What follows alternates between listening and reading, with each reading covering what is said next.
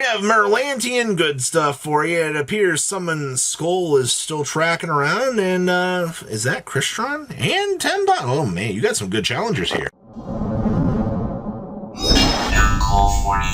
You guys smash the crap out of that subscribe button so you guys don't miss out on more content. So I have a couple more YCS decks I actually wanted to go over out of the weekend here because, you know, when you have a challenger like the barrier statue of the Torrents coming into the arena and telling your opponent, no, maybe you should play some water cards and this wouldn't be a problem. Honestly, I think that this was pretty freaking awesome, man. We've seen talks about this, but okay. Now there's also this right here. I swear to God that the Mermail community has been shouting to the top of their lungs that Deep Sea Diva is dog shit. Nobody should play it. All right, like these are the comments I read, and then all of a sudden Diva comes out of the woodwork and actually performs well. Yes, continue to innovate, community. Continue to challenge these norms that people say is incorrect and invalidate them, challenge them, and overcome. This is how you become a better duelist. When you take a theory that you believe is genuinely wrong and change it, that's good. That's why I'm happy to see Diva. That might not have been the case, but good card. Also only one minstrel. I still don't like this, but I do see that they did bring the other two minstrels. So they're, you know, unfortunately Mermail is going to be known as that deck that, oh boy, Mermail went first. Oh, you didn't have any interruptions? Oh, okay. Offers handshake, you know. That's kind of the Mermail experience right now. And if you've got enough propulsion, you could do well with this. It's just how it's going to be, man. I really wish that there was a more in-depth approach that I could tell you about Mermails, and I could, you know, make this deck look better, but that's all it is. All right, you do have going second cards built into your deck now, which is good. You do have an opportunity to try to beat out the meta. You know, you had the Exceed Encores down here as well to handle the detonator, which actually, I think that this was a pretty good idea. You know, it returns it back to the extra deck and actually takes care of the problem. These bouncing back to the extra deck cards have been wonderful. Next up here, we have the Alex Monolac Special. Now, for those of you that do not know, Mr. Monolac last weekend went to a nice little case tournament at Refined Gaming and said, hey, everybody, I know that you are all very committed to wanting to see what the Primite good stuff can do.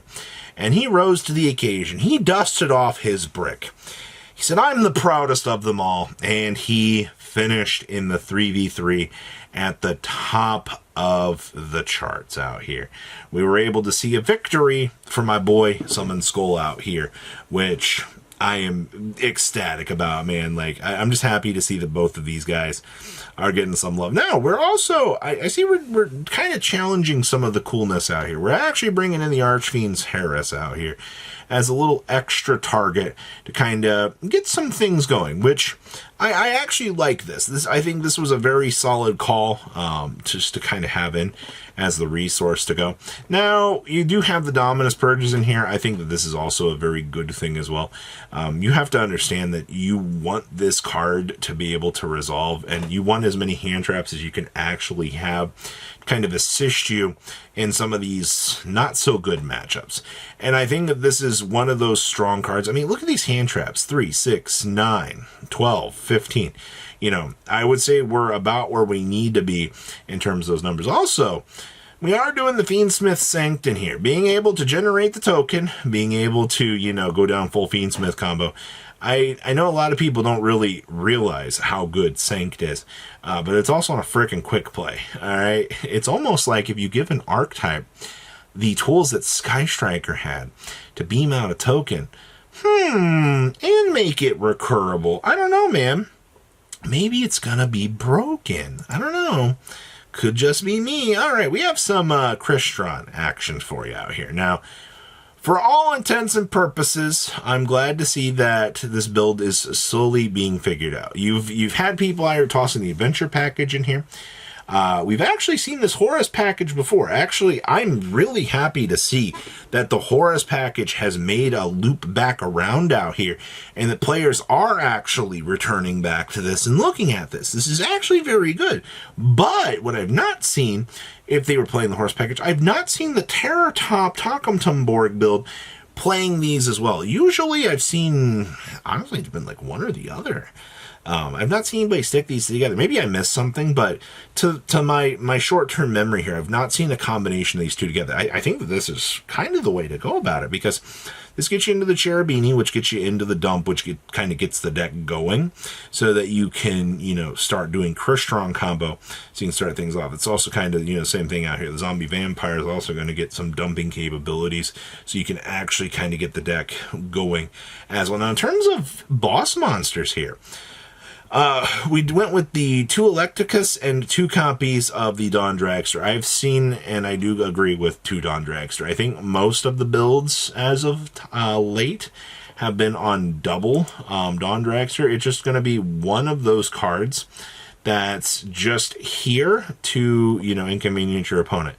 This card actually gets very stupid the longer the game goes. We also do see some of those Exceedon cores that we saw in previous builds out here. Being able to, split apart Deadnamer, going to be very, very important for the success of this deck. So, did Crystron perform up to what we were looking for? Personally, I feel it did. I feel that Crystron was one of those decks that people looked at this weekend and said, I don't think that this is going to be as good as it's going to be, but I think it did well, honestly, for what we were expecting. This is a thing. Tenpai Dragon has become Sky Striker at home. Now, on that thought, you have to understand right now that with Sengen Kaiman, locked up in jail, this deck has to do a couple of different things to try to get to where it needs to be. It needs as many good board breakers as it actually can have, but it also needs to have the capabilities to play through those opponent's power cards so you can do your thing. That's why you're going to see things in here like the Widow Anchors, so you can steal your opponent's monsters and go. Now, I would also like to point out down here, in terms of cutting back on the OTK line, we're just doing 2 Bidents, 1 Transcendent, and 1 Trident Dragion. On the bare minimum, we have stripped down so much of the OTK package that this is all that you're going to really want to be looking at. Now, of course, you do once again see Metaltronius with Rizel, just kind of as the cleanup. But then you kind of get into the extra little surprises here. Now, I do see that we are doing Kagari and the Shizuku. This is to take advantage of Hornet drones so we can actually do some things with this, and then in turn, we can kind of go down some of the climbing up into the Hida, into the Promethean. You're getting into those link climbing assets out here that you can punish your opponent with, which is really, really good. I like this deck. I like Tenpai Sky Striker. I think it, being able to strip out those bad Sky Striker cards, Ray and Rose, and get to the Mead out here and evolve this engine, also in terms of your high impact hand traps, just Lancey and Chaos Hunter, this deck has problems with Malice. Who would have guessed that, right? If you're able to overcome the issues of your deck, you're going to be in a good position. That's what we're seeing here. All right. And then our last list here. Oh, Robbie, didn't you just show, where'd someone's skull go? Well, this is actually a little bit different. All right. You are seeing Alexandrite Dragon in here because it does classify as a normal monster, which is really freaking cool, actually. Dear old Alexandrite Dragon has another purpose for the Primite Hell. Now remember, declare a monster card name. You take no damage from battles involving your declared monster name or your Primite monsters for the rest of this turn.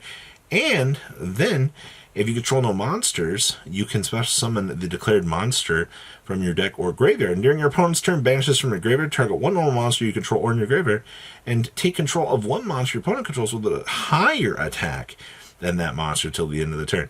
So there's something to be said about this. You can actually mess up your opponent's plays with this by taking their monster, which is frickin' actually hilarious.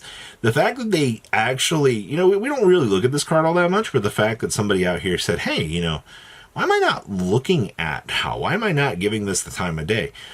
Why am I not considering this as a card? And, it's kind of what you're seeing here. Also, this deck played, I would say, probably your bare minimum. The 1 Drill Beam, the 1 Roar, and then, of course, the triple or lead load. You also do see, White Dowson out here kind of being the nice little power card that it needs to be. Kind of help pull this deck together. Also, hi, Lubellion, yeah. We know, I get it. You're a really cool guy.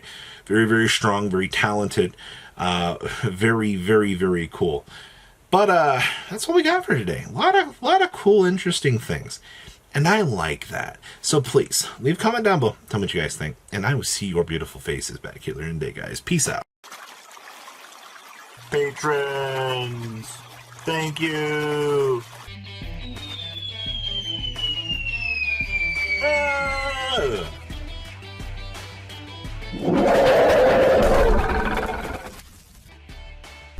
Thank you so much for watching. Check out these other videos.